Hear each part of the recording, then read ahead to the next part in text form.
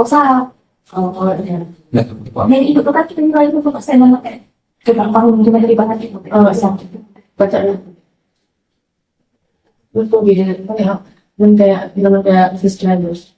Itu kayak ada bikin produk tuh ada agensi itu ada masalah kayak misalnya Baik, untuk latar belakang dari Nyam-Nyamin Orange Chicken Rice Bowl ini sendiri itu bermula dari lokasi yang kami pilih, yaitu Desa Balincu, Kecamatan Merawang, yang mana menurut kami wilayah ini memiliki potensi yang besar dalam pengembangan usaha kuliner, terutama di kalangan mahasiswa dan para pekerja yang membutuhkan makanan praktis tetapi juga sehat. Maka dari itu, Nyam-Nyamin hadir untuk memenuhi kebutuhan tersebut dengan menawarkan menu andalannya yaitu Rice Bowl Orange Chicken, yang mana menu ini tuh menggabungkan kelezatan dan nilai gizi yang tinggi karena menu ini menggunakan bahan yang berkualitas seperti penggunaan nasi merah dan juga saus jeruk yang menjadikannya menjadi pilihan yang sehat di tengah kesibukan masyarakat modern. Nah, dengan fokus pada inovasi dan kepuasan pelanggan, Nyam-Nyamin berkomitmen untuk menjadi pilihan utama dalam kuliner sehat di wilayah Balincu ini sendiri. Nah, selanjutnya itu profil usaha. Untuk nama usaha sendiri itu adalah Nyam-Nyamin. Lalu jenis usahanya itu kuliner dan produk unggulannya yaitu Rice Bowl Orange Chicken. Konsepnya itu adalah makanan cepat saji yang sehat dengan inovasi rasa. Lokasinya itu berada di Balincu, Kecamatan Merawang, Bangka. Dan target pasarnya itu adalah mahasiswa, pekerja, dan masyarakat setempat yang menginginkan makanan praktis dan juga sehat. Untuk unggulan produk sendiri yaitu yang pertama itu penggunaan bahan-bahan yang berkualitas tinggi. Lalu yang kedua itu menawarkan menu yang unik dan juga sehat. Dan yang ketiga itu berfokus pada pelayanan yang cepat dan juga ramah. Nah, lalu untuk struktur perusahaannya sendiri itu yang utamanya ada 4, yang meliputi yang pertama itu adalah CEO, yang mana di bagian ini itu ditempati oleh Nazril Orasi Bahar yang bertanggung jawab atas pengambilan keputusan yang strategis dan pengawasan keseluruhan operasional perusahaan. Nah, di bawah CEO ini ada lagi 3 manajer kunci, yaitu ada manajer operasional, manajer keuangan, dan manajer pemasaran. Nah, untuk manajer operasional itu ditempati oleh Salina Ningrum, yang mana sebagai manajer operasional itu tugasnya adalah mengelola kegiatan harian dan memastikan proses produksi berjalan efisien dan juga berkualitas. Manajer operasional ini juga mengawasi manajer produk untuk menjaga kepuasan pelanggan. Lalu pada bagian manajer keuangan itu ada Maria, yang mana tugasnya itu adalah bertanggung jawab untuk pengelolaan anggaran perusahaan dan juga menyusun laporan keuangan serta memastikan proses yang sehat dan pemenuhan kewajiban hukum. Lalu yang keempat itu ada manajer pemasaran yang ditempati oleh Helena Rianti Soleha, yang mana pada bagian manajer pemasaran ini itu bertanggung jawab untuk merancang dan melaksanakan strategi pemasaran termasuk kampanye digital dan pengelolaan hubungan pelanggan untuk meningkatkan brand awareness dan juga penjualan.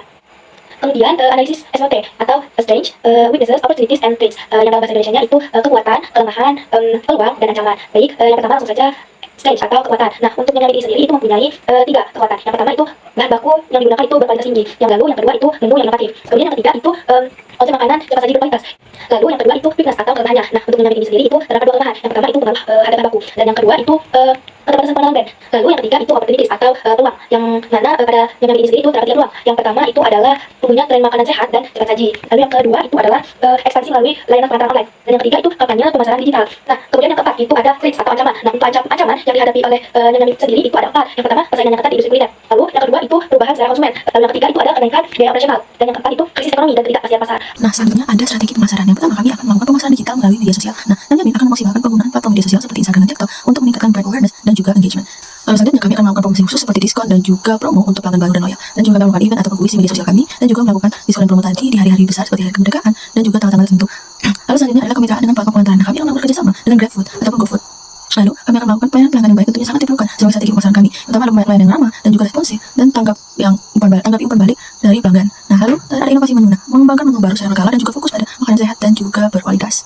Baik, selanjutnya ada rencana pengembangan usaha. Nah, rencana pengembangan usahanya Nyam-Nyamin selama 5 tahun ke depan disusun dengan fokus pada pertumbuhan berkelanjutan, diversifikasi produk, serta pengembangan strategi pemasaran dan operasional yang lebih efektif. Nah, pada tahun pertama, fokus utama kami adalah membangun fondasi brand yang kuat untuk meningkatkan brand awareness lagi di kalangan konsumen. Nah, strategi dilakukan mencakup pemasaran digital yang agresif melalui media sosial, Instagram, TikTok, dan YouTube dengan konten yang menarik dan juga kreatif. Lalu di tahun kedua, Nyam-Nyamin akan fokus pada memperluas kanal distribusi untuk menjangkau lebih banyak pelanggan, memperkuat komitmen dengan platform pesan antar seperti GoFood, GrabFood, dan ShopeeFood, serta meningkatkan kolaborasi dengan layanan pesan antar baru yang nantinya. Lalu pada tahun ketiga, strategi difokuskan pada pembukaan outlet fisik di lokasi strategis seperti pusat perbelanjaan dan juga kawasan perkantoran yang ramai. Pada tahun keempat, Nyam-Nyamin akan memperluas jangkauan geografisnya dengan membuka outlet baru di kota-kota besar. Nah, dan pada tahun kelima, Nyam-Nyamin akan meluncurkan aplikasi mobile yang dirancang untuk mempermudah pelanggan dan juga melakukan pemesanan, mengikuti program loyalty, serta mendapatkan promosi eksklusif. Nah, dalam manajemen produksi, yaitu kegiatan operasional kami, terdapat bahan dan juga peralatan yang digunakan untuk membuat produk kami Nyam-Nyamin. Yang berupa Rice Bowl Orange Chicken. Yang pertama ada bahan dalam pembuatan produksi yaitu ayam filet 500 gram, potong dada, tepung terigu 100 gram, tepung maizena 50 gram, bawang putih 3 siung, cincang halus, jahe halus 1 sendok teh, jeruk sunkist 3 buah, peras airnya dan juga parut kulitnya, kecap asin 1 sendok makan, madu 2 sendok makan, brown sugar 2 sendok makan, cuka putih, minyak goreng, lada hitam, tomat, timun, sawi, dan juga air secukupnya. Nah, untuk peralatannya mencakup mangkuk besar untuk mencampur ayam dan tepung, mangkuk kecil untuk campuran bahan cairnya, wajan untuk menggoreng ayam dan membuat saus, spatula atau sendok kayu untuk mengaduk ayam dan saus, pisau untuk memotong ayam, sayuran, dan mengiris bahan-bahan lain. Lalu ada parutan untuk bilas kulit dan parutan jahe, sendok takar, piring atau wadah, mangkuk, rice bowl. Itu adalah masakan nasi dengan sesuai kita inginkan, guys. Jadi pada rice bowl ini kami menggunakan beras merah, jadi kami menggunakan nasi merah, guys. Lalu selanjutnya yang perlu dilakukan adalah siapkan semua bahan sesuai dengan resep seperti ayam, tepung, terigu, dan sayuran. Selanjutnya itu adalah marinasi ayam. Campurkan potongan ayam dengan bumbu seperti bawang putih, jahe, dan kecap asin, guys. Diamkan selama 30 menit untuk bumbu tadi meresap, guys. Lalu selanjutnya adalah pembuatan adonan. Campurkan tepung, terigu, dan tepung maizena. Siapkan adonan untuk mengisi ayam tadi, guys. Lalu selanjutnya itu adalah penggorengan ayam. Panaskan minyak dalam wajan, lalu setelah minyaknya sudah panas guys, gorengkan ayam itu adalah isi adonan hingga kecoklatan dan renyah guys. Lalu kemudian itu kita tiriskan. Lalu selanjutnya itu ada pembuatan saus. Campurkan jeruk sakis, madu, brown sugar, dan cuka putih dalam wajan. Masak hingga mengental guys. Bahan barusan. Lalu selanjutnya itu adalah penyajian. Sajikan ayam goreng dalam mangkuk rice bowl.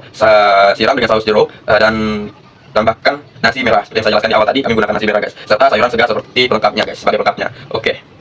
Jadi selanjutnya itu adalah sistem operasional guys. Sistem operasional sendiri itu terbagi menjadi 3. Yang pertama itu adalah pengadaan bahan baku, yang kedua adalah proses produksi, dan yang terakhir itu adalah pengemasan dan penyajian guys. Saya jelaskan lebih dahulu apa itu pengadaan bahan baku. Pada pengadaan bahan baku merupakan langkah awal guys yang krusial dalam sistem operasional kami, yaitu nyamin. Tim operasional secara rutin melakukan evaluasi dan pemilihan supplier yang mampu menyediakan bahan berkualitas tinggi seperti ayam segar dan sayuran yang organik guys. Setiap bahan yang diterima harus memenuhi standar kesehatan dan keamanan guys, sehingga menjamin kualitas produk akhir kami. Proses ini melibatkan pemeriksaan fisik, bahan baku, dan dokumentasi yang sesuai untuk memastikan semua bahan yang digunakan adalah segar dan aman untuk dikonsumsi. Lalu selanjutnya itu adalah proses produksi. Pada proses produksi dimulai dengan persiapan bahan guys, di mana ayam diolah melalui pemotongan dan memarinasi dengan bumbu yang tepat guys. Selanjutnya bahan-bahan dicampur sesuai dengan resep dan proses penggorengan guys. Setelah itu dilakukan dengan penggunaan peralatan yang sesuai dengan standar untuk menjaga konsistensi rasa guys. Dan manajer operasional mengawasi setiap langkah untuk memastikan prosedur diikuti dan kualitas produk kami terjaga guys. Dengan pelatihan yang secara rutin bagi staf dapur kami guys, Nyam-Nyamin memastikan bahwa setiap hidangan disiapkan dengan efisien dan memenuhi ekspektasi dari para pelanggan guys. Lalu yang ketiga, sistem operasional yang terakhir ketiga itu adalah pengemasan dan penyajian guys. Setelah proses produksi selesai, makanan akan dikemas guys, tentunya dengan sistem yang efisien untuk menjaga kebersihan dan kualitas sajian. Pengemasan dilakukan dengan perhatian khusus agar makanan tetap menarik dan higienis sebelum disajikan kepada pelanggan atau dikirim melalui layanan pengantaran guys. Tim layanan pelanggan dilatih untuk memberikan informasi yang jelas mengenai produk dan menjamin kepuasan pelanggan guys. Dengan fokus pada data ini, Nyam-Nyamin berkomitmen ya kan untuk memberikan pengalaman kuliner yang menyenangkan dan persiapan hingga penyajian guys. Oke, selanjutnya itu adalah rancangan biaya guys. Sebelum itu saya izin, mungkin ini bakalan agak sering lihat PowerPoint guys. Yang pertama itu terdiri dari investasi jangka panjang. Investasi jangka panjang itu terdiri dari komponen jumlah, satuan, harga unit, total biaya, umur ekonomis, penyusutan per tahun. Nah, komponennya sendiri terdiri dari panci, parutan, mangkok, capitan, talenan, dan waste ya guys. Saya ambil contoh di panci aja. Jumlahnya adalah 1 unit, harga produk unitnya adalah 100, total biayanya adalah 100, umur ekonomisnya adalah 3 tahun, penyusutan per tahunnya adalah 33.000 ya guys. Dan oleh sebab itu jumlah semua komponen dan lainnya itu yaitu total biayanya adalah 253.000 dan penyusutan per tahunnya adalah 114.500 ya guys. Lalu selanjutnya itu adalah bahan baku produksi. Ini terdiri dari bahan baku, takaran per produk, harga per unit, total harga per produksi, total harga per tahun. Bahan bakunya terdiri bisa kita lihat itu terdiri dari tepung terigu, tepung maizena, bawang, garam, lada hitam, madu, jahe halus, minyak goreng, jeruk sakis, kecap asin, brown sugar, cuka putih, irisan jahe, ayam, tomat, timun, dan sawi ya guys. Saya ambil contoh aja pada tepung terigu ya guys. Takaran per produknya itu adalah 200 gram dan harga per unitnya itu adalah 12.500 per kilo ya guys. Total harga per produksinya itu ada 250 dan total harga per tahunnya itu adalah 91.550 ya guys. Jadi jika kita jumlahkan itu total harga per produksinya adalah 9.136 ya guys, seperti bisa kita lihat di tabel. Dan total harga per tahunnya itu adalah 3.333.415 rupiah guys. Lalu selanjutnya itu adalah masih tetap di rancangan biaya, tepatnya biaya operasional. Itu terdiri dari komponen biaya per bulan dan biaya per tahun. Oke, komponennya itu terdiri dari gas, listrik, dan promosi. Saya ambil contoh di gas ya guys. Biaya per bulannya itu adalah 40, biaya per tahunnya adalah 480. Dengan total biaya per bulannya itu adalah seluruhannya adalah 130.000 dan biaya per tahunnya dengan keseluruhannya adalah 1.560.000 rupiah ya guys. Jadi kita hitung semua itu. Pemasukan dan perhitungan harga jualnya itu adalah biaya peralatan ditambah dengan biaya bahan baku ditambah dengan biaya operasional sama dengan 253.000 ditambah 3.333.415 rupiah ditambah dengan 1.560.000 hasilnya adalah 5.146.415 rupiah ya guys. Biaya tetapnya, lalu kita hitung biaya tetapnya guys. Biaya tetapnya itu adalah biaya penyusutan ditambah dengan biaya operasional sama dengan 114.500 ditambah dengan 1.560 total adalah 1.674.500 rupiah. Perhitungan harga pokok penjualan atau HPP-nya ya guys. Total biaya variabel produksinya adalah 9.136 rupiah. Oke.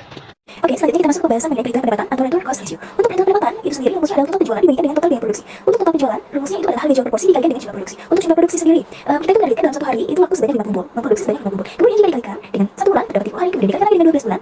Jadi dalam 1 tahun itu memproduksi 18.000 buah. Kemudian dikalikan dengan harga jualnya yaitu 17.000 rupiah. Dapatlah hasil total penjualan dalam 1 tahun itu sebesar 306 juta rupiah. Terus masuk ke total biaya produksi. Untuk total biaya produksi itu adalah total biaya produksi bahan baku, kemudian ditambahkan dengan biaya operasional. Untuk produksi dari bahan baku itu sendiri sebesar 164.448.000 rupiah. Kemudian ditambahkan dengan biaya produksi sebesar 1.674.500 rupiah. Jadi total biaya produksi keseluruhan sebesar 166.122.500. Nah, tadi sudah dapat untuk biaya total penjualan sebesar 306 juta rupiah. Kemudian ditambahkan dengan total biaya produksi 166.122.500 rupiah.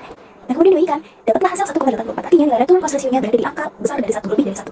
Selanjutnya kita masuk ke pembahasan perhitungan laba rugi usaha. Untuk laba rugi usaha yang dihitung adalah laba kotor, kemudian baru didapatkan laba bersih dalam 1 tahun apakah dia untung atau bahkan rugi. Untuk laba kotornya itu adalah total pendapatan dalam 1 tahun, kemudian dikurangi dengan total biaya produksi bahan bakunya saja, tidak termasuk biaya produksi operasional tetapi biaya produksi bahan bakunya saja. Untuk total pendapatan dalam 1 tahun itu sebesar 306 juta rupiah. Kemudian dikurangi dengan total biaya variabel sebesar 164.448.000 rupiah. Total biaya variabel itu adalah total biaya bahan bakunya. Kemudian dapatlah laba kotornya sebesar 141.552.000. Kemudian baru dikurangi lagi dengan biaya operasional tadi untuk menghitung laba bersihnya. Dengan biaya operasional itu sebesar 1.674.500 rupiah. Jadi dapatlah laba bersih atau keuntungan dalam 1 tahun yaitu sebesar 139.877.500 rupiah. Dengan itu bisa kita kesimpulan bahwa Restaurant Orange Chicken ini yang berlokasi di Bangiju yang mengedepankan rasa, kualitas, dan kesehatan itu layak untuk dijalankan. Karena untuk return cost ratio itu sebesar 1,84. Ini membuktikan bahwa usaha ini layak untuk dijalankan. Tetapi dengan keuntungan yang didapatkan Usaha ini cukup